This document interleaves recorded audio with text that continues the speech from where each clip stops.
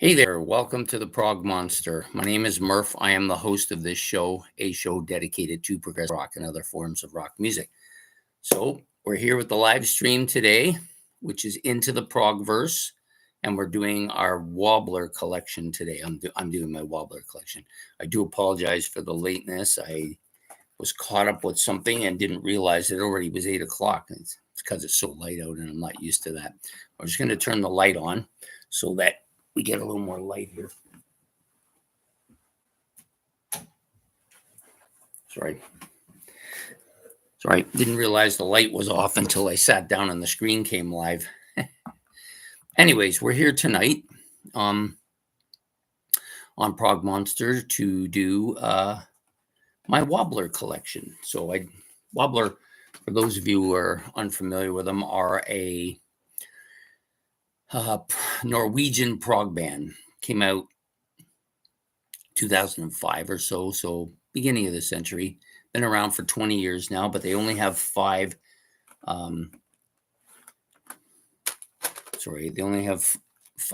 studio albums.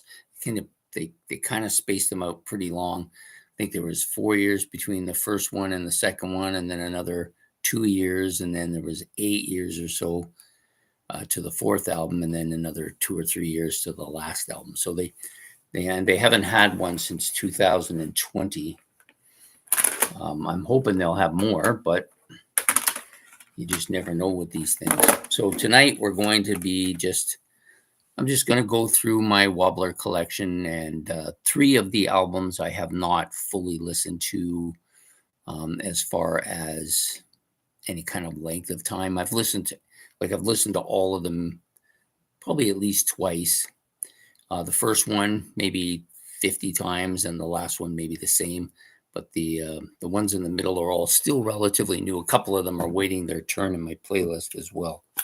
But we're going to go through each of them, just discuss what I feel about them and what I know about them already. And we'll start with the debut album, this one, which came out in 2005, Hinterland. This one probably has the best cover of them all. And if you look, cover extends to the back as well. Very interesting looking cover. Also, if you look at it from this angle, it's a little bit easier to see. Yeah, just a really intricate cover, almost a Lord of the Rings-like cover in some ways. And the album itself, or the CD itself, also has that on it. So this album, like most of the Wobbler albums, it has not a lot of tracks. This one has 4. The first track is 42 seconds long. So they got 4 tracks, and one of them is 42 seconds long. The other 3 are lengthy. The first track is called Serenade. It is it's 42 seconds long. Hinterland is the next one, which is the title track, as you see. It's 27 and a half minutes in length, so it's lengthy. The side and a half of an album.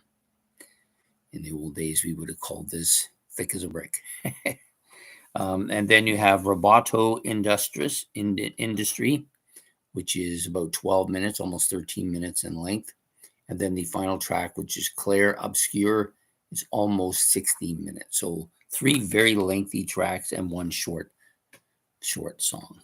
So I do like this album. This was the first one to go into my playlist. I like it a lot.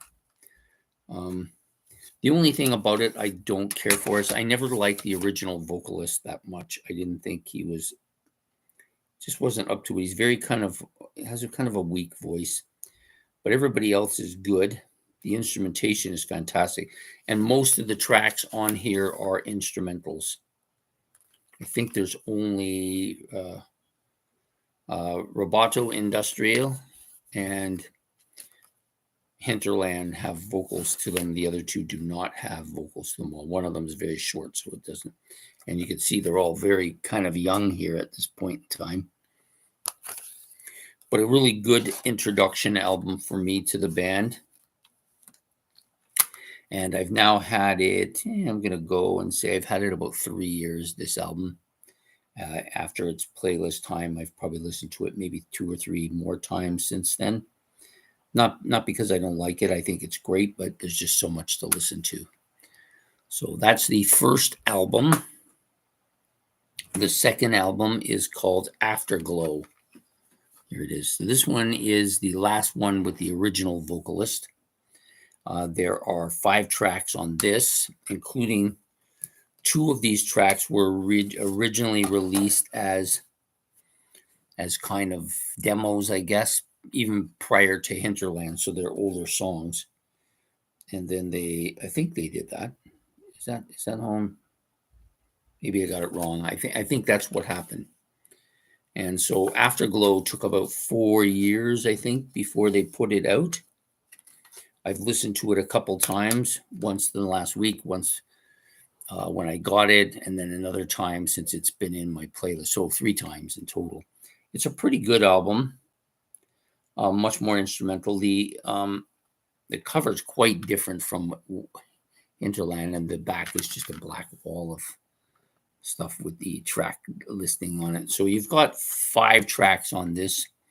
The Hey Wayne, which is about 55 seconds. They seem to like to start with these little short things. And then you have the longest track on the album, which is Imperial Winter White, almost a little over 15 minutes. And then Interlude, which is another short 2.5 minute song. And then Tabernia, which is another lengthy song, 13 minutes. And then ends up with Armory, which is only 3 minutes. So you got 3 relatively short tracks and 2 extremely long tracks here. And so it's not as long of an album as the first one. I think the first one, if I'm standing correctly, is about 50 to 60 minutes in length. And this one's about maybe just over 30 minutes in length, maybe a little bit under that. It's around 30 minutes in length, so not bad.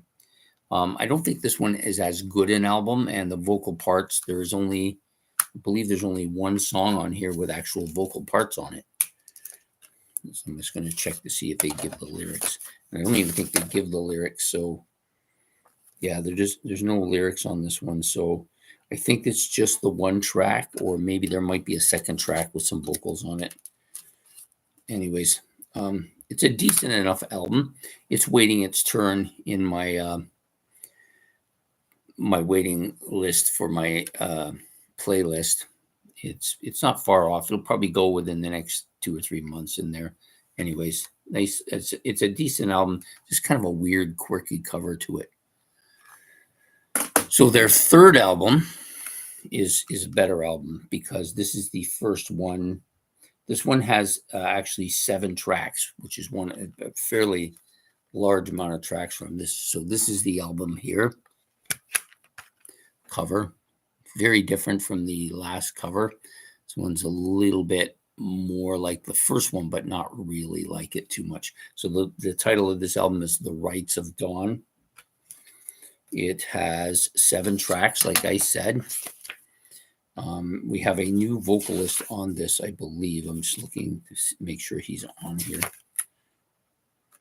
It doesn't say the 2, 3, 4, 5. So 5 of the tracks have vocals on them. There's a picture of everybody here.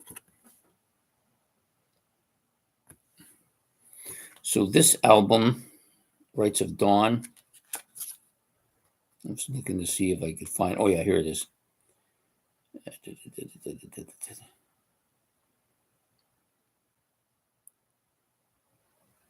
Yes. Andreas Wettergreen Stroman Prestmo is the vocalist on this album, and I believe he's on the remaining 2 albums as well. His voice is very, very kind of in that same sound as John Anderson. At times, he definitely has that John Anderson sound to his voice. Yeah, you wouldn't mix him up with John Anderson. I don't want to make it sound like he sounds exactly like him. He doesn't, but he's in that range. He's in that range, and he does it very well. and he's an excellent singer. I like his voice. He really adds something to this album. So this album again has 7 tracks. The opening track, once again, is very short, a little, almost 2 minutes, not quite 2 minutes. That's called Lucid. The next track is La Beltane. That one's about almost 8 minutes. Then you have the epic lengthy one here, I believe, on it. The Orbit, which is 12 and a half minutes in length. Then you have This Past Presence, about 6 minutes or so. Fairies Play, that's another 5-minute song. Then the other lengthy track on the album, The River, which is about 10 minutes. And then it finishes off with a short number, which looks like it's about 2 minutes or so, Lucid Dream. So it's a good album. I've listened to this. So it's waiting its turn also on my playlist, waiting in the waiting list. I've probably listened to it once since I bought it and once the other day because I was doing all of them again. So I think I've only listened to it a couple times. I think I like this better than the second one, mostly because the vocals are better and there is more vocal music on it. The first 2 albums have about half the songs with vocals, the other half with no vocals, and I prefer vocal music. So that's why I chose it. So then we go to, and this album is actually released 2 years after Afterglow, so in 2011. Then we have the biggest gap, which is this album. Sorry, let's show what's in. From Silence to Somewhere. Another very different, like none of their album covers really look the same at all. This one has a couple of smaller pictures on it, if you can see this. One's of a river and a fire, and then the other one is of a child. I think it's a child, or it might be a naked woman. It's hard to tell. And a fire as well with, looks like water or something coming down there. Different. Anyways, we've got 4 tracks in total on this album. This is the first one where they don't open with a short number. This one has From Silence to Somewhere, which is the title track. It's like 20 minutes, almost 21 minutes in length. And then Renders in Shades of Green. It's about 2 minutes. That's a short one. And then there's 2 other long ones. Fermented Hours, which is a little over 10 minutes, and Foxlight, which is a little over 13 minutes. So once again, on 1 short track and 3 long ones. This album is probably longer than the 2 previous ones, but not quite as long as Hinterland. It's got a kind of a brown flair to it too, white, and the album is quite attractive too, the CD, I should say. So I do like, I've listened to this only once because it's brand new. I only just got it like last month. I've listened to it once, so I'm not as familiar with it. But this one gives a nice. The booklet is nice here. You get to see what everybody's doing. Much easier to read it here. Lars Fredrik Frosoli, who also plays with the Chronicles of Father Robin, so he's on that as well. Andreas Wetgreen Strawman Pressmo is also vocals here. I believe he also is the vocalist on the Chronicles of Father Robin. So we got 2 members here. The other 3, I don't believe, are on that album. So again, nice picture. This one's kind of different. And it has the lyrics for almost all the songs. So most of the songs on here are vocal songs. I believe 1, 2, 3. So I'm wrong. There's actually only 3. 3 songs are vocal, and the other 4 are instrumentals. Or the other 1 is instrumental. So that was right. There's 4 songs, and I believe it's just the short one that is just an instrumental. The other ones are all vocal. So I prefer that. This album I've listened to once. It was pretty good. I actually kind of liked it. With this group, it takes a little bit of time to absorb it. But I never feel like I don't like it. It's a little bit difficult to penetrate, kind of like the Flower Kings, a little bit takes a little bit of time to really listen to it. It's like a long, hard listen. Some of the double albums are worse, but these things are difficult. The good thing about this album, like all the other three before it, and the last one as well, they only use instruments that were built before 1975, so they have that very classic kind of progressive rock sound. This one's no different. It's pretty strong, pretty good album. Now we'll go on to the final album, which I think is their best album. Another 4 songs on this: By the Banks, 5 Rooms, Naiad Dreams, and Mary Macabre. So you have the same 4 guys, same 5 guys on this one that were, I believe, on the previous album. Yeah, I think it's the same 4. Looks like the same. The vocalist is, again, on this album, very strong. This is easily, I think, their best album. It's also their last album. So this one came out in 2020, just a few years after the last one, which came out in 2018, which was about 7 years after the one before it. So this one's, they got that green thing to it. Once again, the album covers are very different. This one looks like almost like a Gaia album cover, Wobbler. And this is called Dwellers of the Deep, which is the name of the album. Again, all of the lyrics in the book. There's a nice picture of inside the album as well. And there they are in concert together. This is a strong band. Instrumentally, really good. Really, this album sounds the most Yes-like of the 5 albums. His vocals are absolutely Yes-like here. I love this band.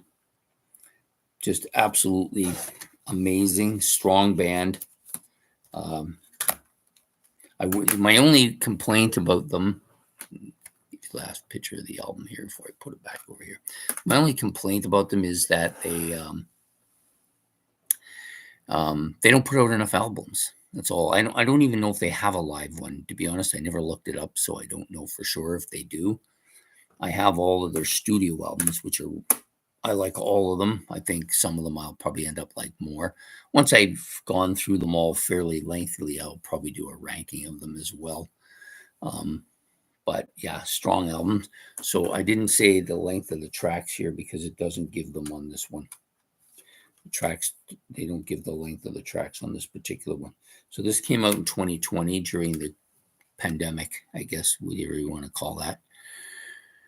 And it's been 5 years now. I'm hoping they're going to make another one soon. But they had all of those last 3 years ago. They had all 3 of the Chronicles of Father Robin's albums. And so they were probably busy with that. That was a project that's 2 of the members of this plus other members of Tuskmore and a couple of other Norwegian bands had put together this over a 30-year period. So, so that's in all likelihood why they haven't put out another album in recent years, but I'm hoping that they will come back now that the Chronicles of Father Robin are finished. And I'd like to see them come back to put out another album. So as you can see, if you look at them from the side, very, very colorful discography. Not one of them is the same color, right? And they're all different. The covers are all different. This one is probably the most artistic of the bunch. This one's probably the strangest, weirdest kind of art of the 4 or 5. This one is a little bit stark. I'm not really sure what they're trying to grasp here, and not as it's not as colorful, or the artwork isn't as good as the others. This one's kind of similar to that one, except for it's just a smaller picture part. Not really sure what they were trying to get at it. This one is probably quite good, though. It's one of the better ones. So there you go. All the artwork from all 4 of the 5 of the Wobbler albums. And those are my Wobbler collection for this week. I've now started to kind of do the listening for my King Crimsons. I have 10 of the 13 King Crimson albums. I'm hoping to get the rest of them this year. One of them is waiting its turn in my playlist. Uh, um, Bible Black and can't remember the last part of the name of it. But so we'll be, once I've done listening to them all, that'll probably be the collection I do next here on the show. Next week, I'm going to do something different. I'm going to pick a live album that I've wanted to do, which you will all know as soon as you see it. And we'll do a kind of a discussion about that particular album. We did do the original Yes Songs. I think it was Yes Songs. Yeah. Yes Songs, which is their first live studio album, a triple album. We did that a few months ago or a month ago. Maybe it was a few months now. Can't remember. But we're going to do the Genesis live one too. Seconds Out, which will be the one we're going to do. We'll probably do that next week. That's the album I've wanted to do. We'll do a full show on that one as well. So anyways, I hope everybody enjoyed this kind of discussion or review or whatever you want to call it of my Wobbler collection, a band that I quite like, and I've tried to push the people to like it as well. If you like that classic progressive rock sound that you get with Yes and Genesis and Gentle Giant and ELP and that, you're going to like this. It fits into that genre very well. They sound quite a bit like the early 70s. And I tend to think they initially kind of sounded more like Genesis, but now I think they sound more like Yes. Especially this last album, Dwellers of the Deep, very Yes-like. Anyways, thank you for joining me. I do apologize again for coming on late. Had a couple things going on. I was trying to run two things at once and lost track of time. So I'm happy to have gotten out here, and I hope that you enjoy this episode when you get a chance to watch it. So please hit the like and subscribe. That's much appreciated. If you want to make any comments about the Wobbler collection or about any of their albums or about anything I talked about, you're welcome to do so. And we will see you again next week on the live stream. And I do apologize. I didn't put the live stream set up until yesterday. I meant to do it during the week, but didn't have time. I'm going to actually do the one for next week. As soon as I'm done this, I will put that back up so that people have a chance to be aware that it's there and when it's coming out. So we will see you all next week on Into the Progverse here on Prog Monster. So take care and have yourself a good evening and goodbye.